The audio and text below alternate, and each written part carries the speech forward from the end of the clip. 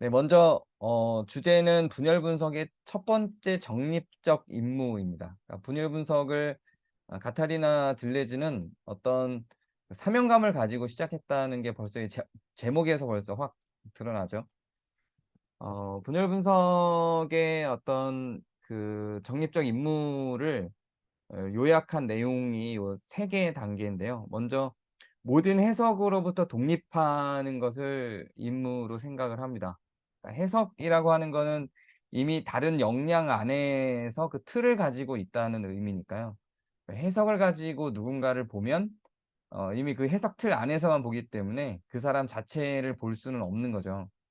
그래서 요 해석을 하게 만드는 게 있는데 그 크게 두 가지예요. 상상적 동일성과 구조적 통일성. 예, 전체화라고 하는 건 이제 구조적 통일성과 같은 의미인데요. 그 상상적 동일성이라고 하는 건 이런 자세, 학문을 할 때 이제 되게 많이 위험한 자세 중에 하나인데 그 어떤 틀을 하나 구축해요. 틀을 하나 구축하고 그 틀에다가 새로 발 만난 것들을 다 연결시키는 구조로 해석을 하는 겁니다.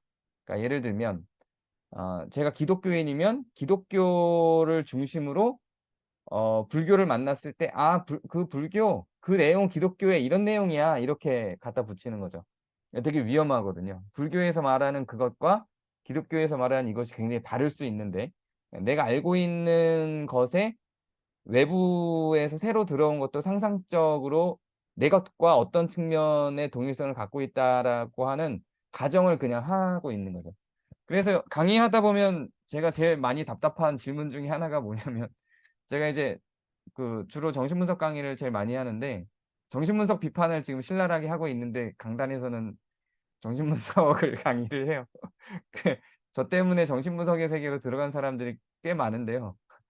근데 전 여기서는 이제 정신분석을 비판하고 있고 그 강단에선 또 어쩔 수 없이 정신분석을 강의하고 그걸 실습해서 정신분석의 효과를 또 증명할 수밖에 없거든요.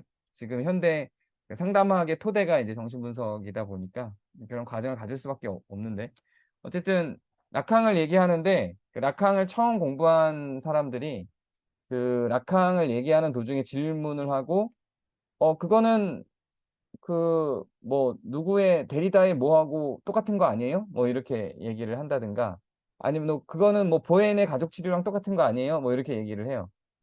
물론 비슷한 맥락이 있을 수 있어요. 뭐 예를 들면 그 라캉이 그 대상 A라고 하는 개념이 있는데 그 대상 A라고 하는 개념은 그 어머니를 상실한 것에 대한 대체물로 누군가를 자꾸 추구한다라는 개념이에요. 그게 대상애인데 어머니를 상실했다라는 건 현대 그러니까 지금 어른이 된 상태의 어머니가 아니라 어린 시절에 나의 모든 욕구를 충족시켜 줬던 그 어머니를 상실한 것에 대한 상실감으로 뭐 새로운 만남들, 내 어린 시절의 어머니를 다시금 재현시켜 줄 수 있는 새로운 만남들을 요 찾아다닌다는 거죠.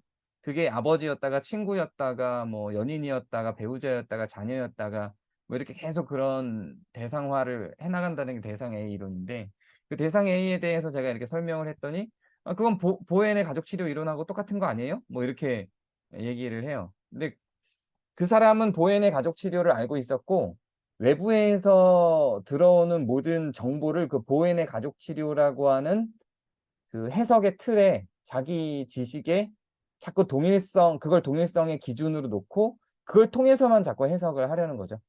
그래서 그것과 같은 것, 그것과 다른 것 이렇게만 자꾸 해석하는 거예요. 이게 상상적 동일성이에요.